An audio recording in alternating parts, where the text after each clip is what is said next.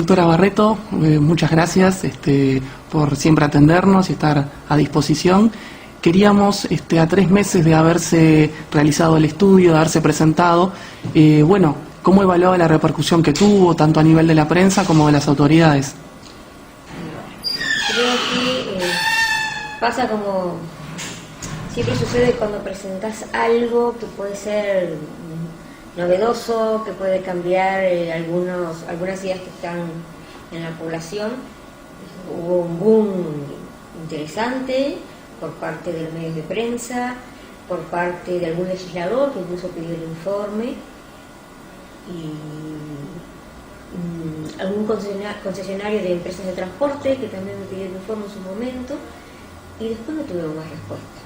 O sea, ninguna institución se puso en contacto con nosotros, mostrando interés, salvo el agradecimiento de algunas empresas de transporte, pero después no. Fue el boom de 15 días, 20 días, y después silencio total. Bien, o sea que de parte de las autoridades tampoco ningún contacto, ningún anuncio de que vayan a estudiar el informe, nada. Nunca tuve respuesta, salvo el director de tránsito que me agradeció que yo le pidió personalmente el informe por PDF. Él estuvo en la conferencia de prensa, se tuvo que retirar porque tenía otra actividad, y me pidió en su momento el informe, que le mandara el informe en PDF, y me lo agradeció, pero después no tuve ninguna más respuesta. Si iba a haber, no sé, quizás sentarnos a discutir algunos elementos del informe o algo que no entendieran, así que nada más. ¿Le sorprende que haya pasado esto? ¿Lo esperaba? ¿Pensaba que tal vez iba a haber un interés más concreto más allá del titular de prensa? No me sorprende. Las lógicas de cómo funciona el transporte implican quizás muchos parámetros que escapan al proyecto, por supuesto, lo que tiene que ver con presupuesto, rentabilidad, políticas de transporte, y bueno, el proyecto no iba por ese lado, se iba a hacer un diagnóstico, que fue lo que hizo de la realidad del transporte y del usuario, y no me sorprende, no. Y con respecto a que se haya centrado mucho el informe solo con los ómnibus chinos y no habiendo leído en profundidad el informe, que en ningún momento lo nombra. No, es cierto, yo no nombro, creo que lo único que nombro es que las empresas de transporte compran las unidades en China y en Brasil, y creo que lo nombro incluso entre paréntesis. La idea de lo que surgió de los ómnibus chinos, que tiene que ver con un reportaje que hace La Diaria en su momento y un titular que saca La Diaria, es algo que comenté por teléfono como ejemplo. Me acuerdo que le dije a la periodista en su momento como ejemplo que los asientos de los ómnibus Yutong comprados en China eran muy angostos para el tamaño promedio de los usuarios montevideanos. Nunca dije que no fueran aptos o menos aptos que los ómnibus brasileños.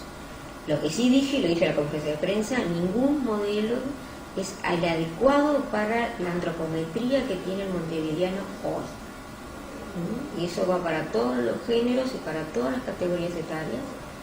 No hay un modelo óptimo que de alguna forma contemple las dimensiones que tiene el usuario montevideano.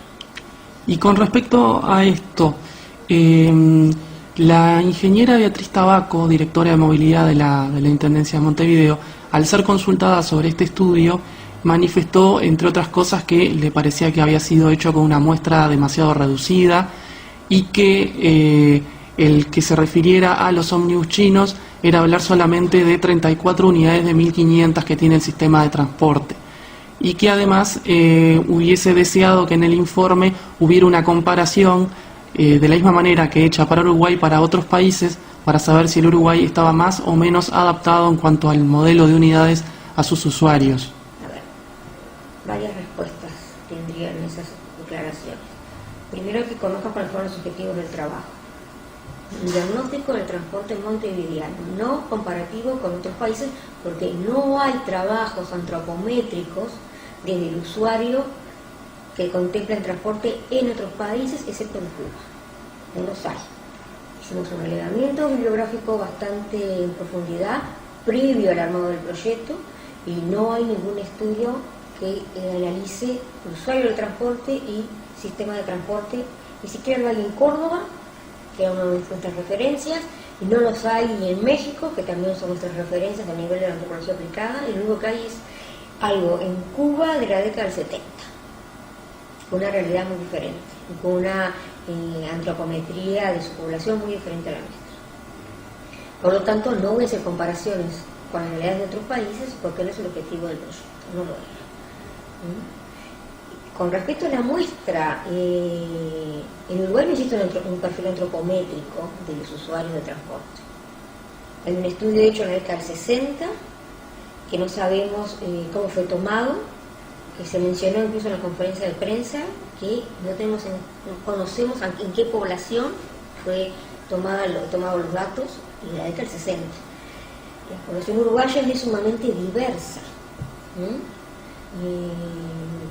en lo que es sus dimensiones morfológicas, pero aparte tiene dos elementos clave que también dificultan su movilidad dentro en lo que es el transporte.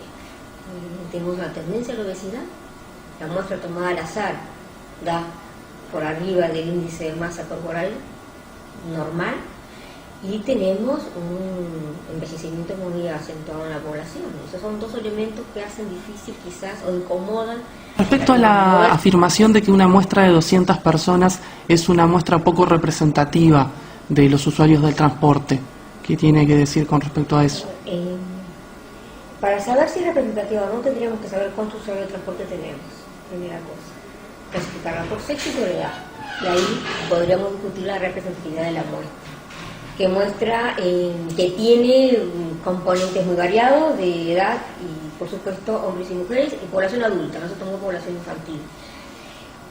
200 individuos no es poco, y se tomaron en 14 meses y se manejó un itinerario de tomar muestras en diferentes lugares del territorio montevideano, por un lado, y que podíamos haber tenido una muestra mucho más amplia si hubiéramos logrado que la Intendencia de Montevideo en su momento la recibieran, como yo pedí 3 veces la entrevista, para que nos dejaran montar el laboratorio, que es portátil, y tomar en el anfiteatro de la Intendencia, perdón, en la entrada de la Intendencia, ¿verdad? O tomar muestras en las terminales. ¿No? Los usuarios que participaron de alguna forma fueron retribuidos en su tiempo con tickets de transporte, y hicimos una difusión muy amplia de todo esto, salió en la prensa varias veces. Entonces, no sé qué, excepto el INE, que toma muestras al azar y toma muestras grandes, y que tiene un equipo grande de encuestadores, no sé quién toma 200 muestras, las mide y hace la entrevista.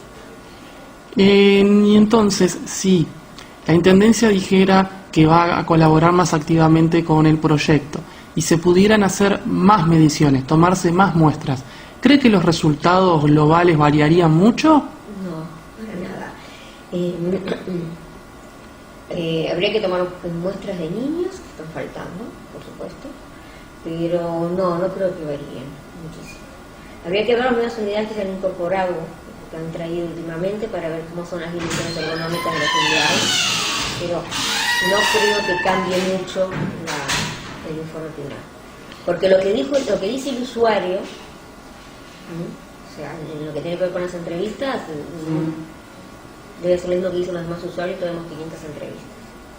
Y con respecto a las nuevas unidades que se han incorporado, el estudio permitiría perfectamente analizarlas y agregarlas y hacer una evaluación. O sea, el estudio presenta como un esqueleto al cual se le pueden agregar más variables, más usuarios entrevistados, diferentes tipos de usuarios, diferentes tipos de unidades. Por supuesto, el estudio está hecho de tal manera de que permite a lo que es la gran base de datos que tenemos generadas, incorporar otras unidades, incorporar más cantidad de usuarios.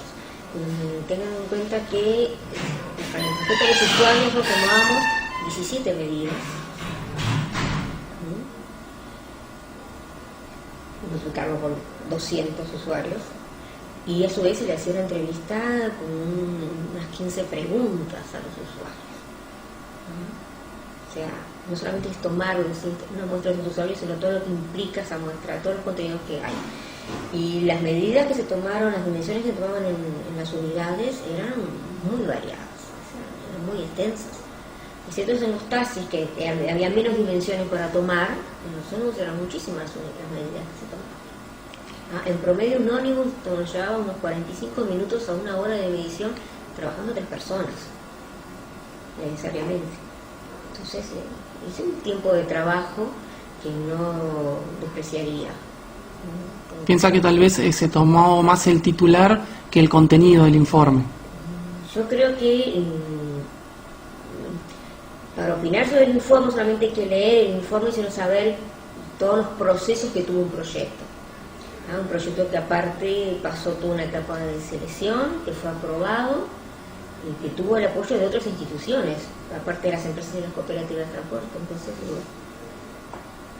espero que voy a leer un poquito más en detalle el contenido que tiene el informe. ¿Y ahora cuáles serían los siguientes pasos? ¿Hay una segunda versión del informe? ¿Qué se va a hacer? Bueno, para seguir con la misma línea de investigación tenemos que conseguir fondos. Existe la intención de incorporar los ómnibus de trayectoria más extensa, los interdepartamentales. Hay que ver si en el próximo llamado que abra hay espacio para incorporar más de un departamento, que era el impedimento que teníamos en este proyecto. Solamente podíamos contemplar un departamento. Ver qué pasa con los ómnibus carreteros, de todas formas, todo el transporte carretero de ómnibus y también las lógicas que tiene a nivel de la estructura, ¿no? Son ideas que se están pensando cuando abra un nuevo llamado a proyectos. Perfecto. No sé si a raíz de este estudio, bueno, también estuvo el tema de la llegada de Uber, ha habido un vuelco un poco de las autoridades a empezar a considerar la opinión de los usuarios a la hora de implementar cambios en el transporte público. ¿Cree que es una impresión de algo del momento? ¿Es una moda pasajera hasta que la atención se vaya a otro tema? ¿O puede haber empezado una línea de trabajo en ese sentido? Yo quiero pensar que sí, que hay una nueva postura con respecto a contemplar al usuario. Queremos que se concrete, ¿no? Yo creo que no podemos dejar de oír lo que dice el usuario. Y aparte es el que sostiene el sistema de transporte también, ¿no? Y su opinión, un poco filtrando las cosas que se pueden decir o no decir, pero su opinión totalmente objetiva y lo tiene que sostener. Bueno, doctora Barreto, muchísimas gracias por el tiempo, por la disposición, por la colaboración y bueno, vamos a seguir siguiendo el proyecto y bueno, las repercusiones que tenga. Muchas gracias, Mauricio.